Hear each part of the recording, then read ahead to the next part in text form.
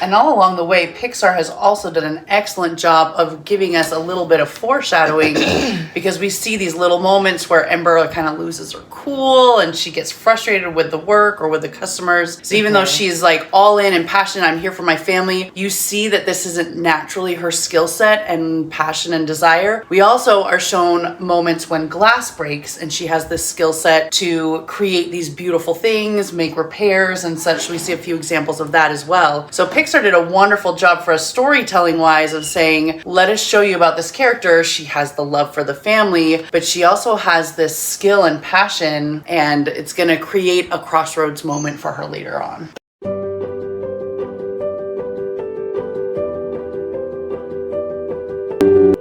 Welcome back, everybody. We're so excited to be joining you yet again, talking about fabulous films that we just love so much and the ways they can help us out. My name is Devorah Governelli. And I'm Carrie Parker. And today we wanted to continue talking about this very important month and representation using the film Elemental. For Asian Pacific Islander Heritage Month, we decided to talk about Elemental because despite the fact that it's not even about humans or human history, the idea that it represents different cultural concepts in a more metaphorical way for children to be able to understand, but also drew some influences from actual cultures in order to create those differences. So one of the things that we loved and adored about it was the backstory of the Fire family that we meet. We meet Bernie and Cinder, who are on their way to this new land. It's very big metropolis kind of area. It's very similar to the Zootopia type concept. Bring big all world, together. But wanting to come together to a metropolis, and how metropolis and metropolitan existent typically means that you are dealing with a more diverse population because they're all coming to this hub, typically for business, for culture, for arts, to be concentrated in one place. People who are like-minded end up going to these places to exist, and that's how we end up meeting our Fire family in the very beginning. They do a very decent world build. They come to this metropolis and we get the world build with air people, earth people, fire, and water people.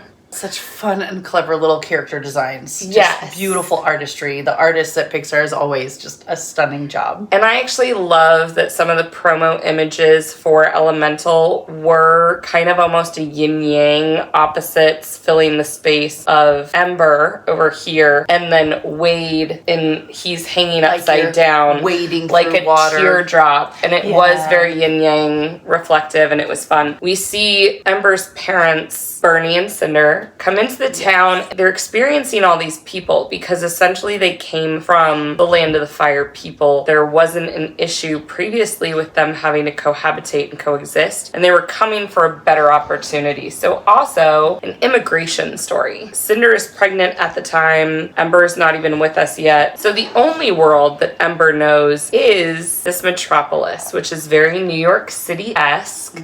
We get a lot of parallels to New York City, which classically, famously, is where most immigrants came through. It's what the Statue of Liberty was about. We see them experience all the different people and the risks of them cohabitating. We do. They're looking at that idea of how do fire and air coexist? How do fire and water coexist? How do fire and earth coexist? So obviously the other three, they evenly exist pretty well, and fire is seen as destructive. So while they're searching for a home, they actually get a lot of rejections just based on who they are. Again, the metaphor, the symbolism, the theme behind that rejection and lack of acceptance, when really it's not because they did anything wrong, it's because of literally who they are. Fire people, though, end up starting to kind of thrive in this community. After Bernie and Cinder establish the store there, we see the neighborhood kind of build up around them and become more lively. And so now there's a safe place for Fire people. It is, again, almost that coming to America story. As Ember's growing up, she is learning that she's going to take on the shop. It's going to be hers someday. It's the expectation that's kind of repeated throughout the years.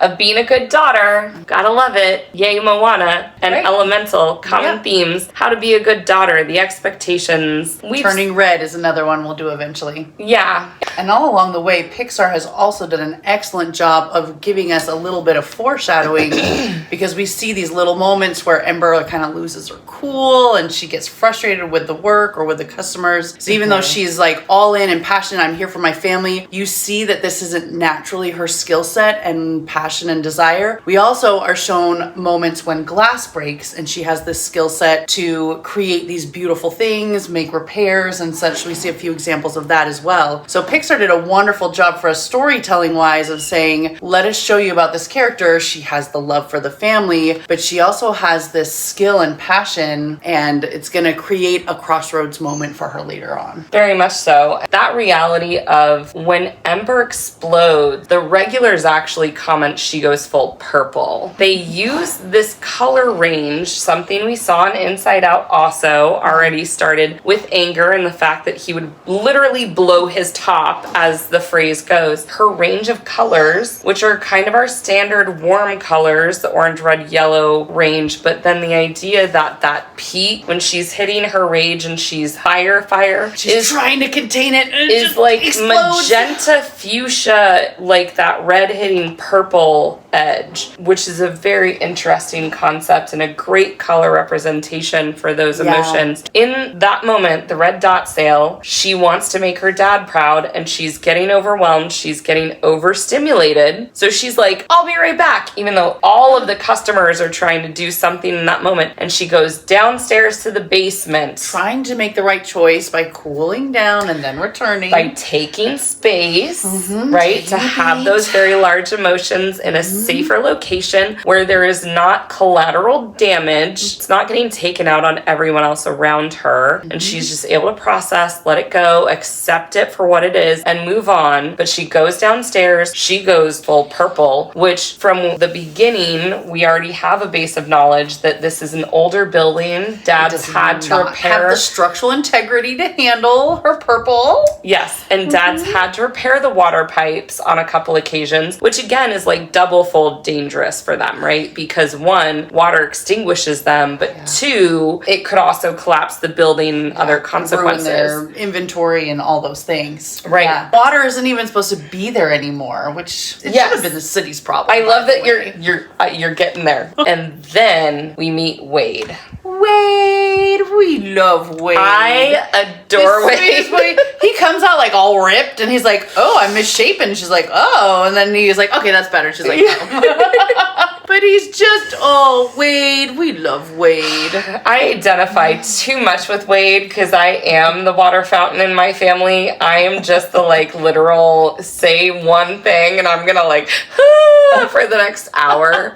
Very much so. I get it. Wade is adorable. Wade as a man is such an interesting representation because he is water people. And essentially when we meet his family, which Catherine O'Hara, our universal mama for all the millennials. Yes, we love you, Catherine. She is Brooke. She is his mother in the movie. When we are invited into Wade's world finally, because Ember and Wade hit it off, despite everything that she was raised to believe and raised to think, and just genuinely the natural risk of water and fire not going together. Yeah. Water distinguishes fire. Fire boils water. It steams away. It's a scary relationship to try to dive into. It is, but that's also why we love Wade, because the reality of he is so open and inclusive and welcoming, and he's emotionally such a great representation of men. Obviously, there are going to be men who are like, he's not a masculine man because he cries. Not okay, cool. But let's also give him the credit of being a water person in an animated fictional film. Okay, so he's not human, guys. He's not human. That's kind of the point. So the reality that he was made of water, but therefore when we see his family, the fact that they're all very open emotionally seems to be the representation in a positive way of water people is that they have to embrace tears and crying because they are literal water. Like, they are the act of crying. It is a very literal interpretation of water people, but at the same time, in our post Inside Out Disney universe, increasing that emotional intelligence, I'm here for it. As a therapist, I'm here for it. Yes. Because now I have multiple movies that I get to use as cinema therapy with my kiddos to talk about, well, remember an Elemental, right? And the idea that Wade cried, and the idea that the game they play as a family when he finally gets her over to his house, which is also very interesting because, again, she's constantly thinking, I can't integrate into this world. It's water. But he finds a solution for every single situation. He's such a gentleman. Right. And he models such healthy behavior. I do love how glass is incorporated because glass becomes the happy place between the two worlds, between water and fire, because she, since birth, has been learning how to blow sugar and glass. Essentially, we know from theater world that your prop glasses that are made to break are typically actually made of sugar. That's the safe way to break dishes in practical prop and effects execution. It was cute on that level for me, watching her blow those the fire lollipops, and she makes the one into the little face of the kid and then gives it to him. I mean, we don't know if that's sugar or glass, but honestly, I would imagine it's fire. Is so sugar. Who even The cares? sandbags at the canal, that seemed like that was an earth and fire combo. Yes. But in her store, that did feel like sugar. Yes. Because they're eating it. Because that's how we would see it, like, logically, but at the same time, it's like, yeah, fire could technically eat glass. Like, that's okay, I guess. Like, it's not, yeah, why not? I mean, this is the universe. I mean, come on. Their, like, major sport that they go to is breaking wind. Like, can we talk about the 12-year-old boy jokes that they have? I'm like, we love you! I love we it. love that this is for the intended target market, as well as us adults Yes. taking that target market, having a great time with them. Yes, this one was a little more subtle. I feel like Zootopia obviously had more of those double entendre, innuendo, fun little jokes in there. Elemental was not as heavy in that stuff. Again, though, if we're going to be honest, it makes sense, because if you're going to pick Jason Bateman, you've got to have more of that sarcasm and that innuendo and entendre world. There was the scene, though, with the apples in the window, just saying. There is, like, at least that level. Yeah, like, we're just picking apples. Yes. There's some double entendre there. Yes. But yes. Mm-hmm. Yes, okay. That little moment, I was like, oh, okay, Pixar did that. Okay. It's also scientific, the way that they have to solve the problems of how can they coexist, and the fact that they do become attached, that in essentially Ember experiencing the world and her world expanding, her comfort zone expanding, she is having to solve these problems, and the fact that it's like a wisteria. Yes, her favorite flower, she was so that excited she wanted to see, but it got flooded out. That flower can handle her power. It got flooded out, and so after they had tried to go, and they faced essentially like major racism, essentially. And so Wade actually, after the Breaking Wind game, establishes a solution. So we see how Wade solves problems through kindness, empathy, and love, while unfortunately Ember was coming from a place of fear, which also lived with that anger spectrum. And manifests very passionately. And that's ultimately, I've heard that a few times. Philosophically, there's a concept that you can either respond with fear or you can respond with love, and how that is the choice. That's kind of what they embody in that moment also, the idea that Wade embodies responding with love, and Ember still is very fearful. She's very insecure. She's very self-conscious. She's worried about abandonment. She will disappoint her family, who have very strict traditions. Wade's family is a lot more inclusive, accepting, forgiving, kind, empathetic. Again, not to make a statement about who's better or worse, but just the reality of the nature of who water is, they had to become more in tune with their emotions to survive. And so ultimately it does end up saving Wade at one point, because the game that they played at the family dinner party, who can hold out and not cry? And of course Ember's like, I'm gonna win, right? Because she's like, I've never cried. So Wade tries really hard to get her to cry, and he tells these stories. Well, then a pivotal climactic point later, there's fire and Wade evaporates and he's gone. She's distraught. Then she thinks she hears something, so she goes back into the area and she starts telling some of the stories that he used for the game to try and get him to cry. And then he does, and then he finally manifests through tears, because all of the water that he is ends up pooling from the tears, and we get him back. He comes back to life. There's so much symbolism. There's so much acceptance and empathy role modeled and represented in a very natural yet scientific concept. So it's a great, great story. Absolutely love it. Again, we do get a very Asian influenced background for the Fire family. And if you have a chance, I would highly recommend going to Disney Plus, because they are oftentimes pretty good about doing a making of that are usually around an hour, 90 minutes. The making of on this is really beautiful, and it is, of course, very much based on the experience of the filmmakers. So if you love the film, I guarantee you're actually going to love it even more after you get all of that context. It's worth a watch for sure. I'll cry even more. Awesome. Thanks. Great. Love that. I did. I cried watching the making of. I was like, oh, I liked this movie before, but now I love it. I was Wade. I was totally Wade watching the documentary. I'm Wade anyways. Without even trying, I'm Wade. I always love the story, and then I love the story even more when I know the story behind the story. That's just the power of storytelling. I never cry. Never cry. I do. I cry all the time, guys. It's and Wade painful. got you. Oh my gosh. He would totally get me. I would totally get I would love a Wade.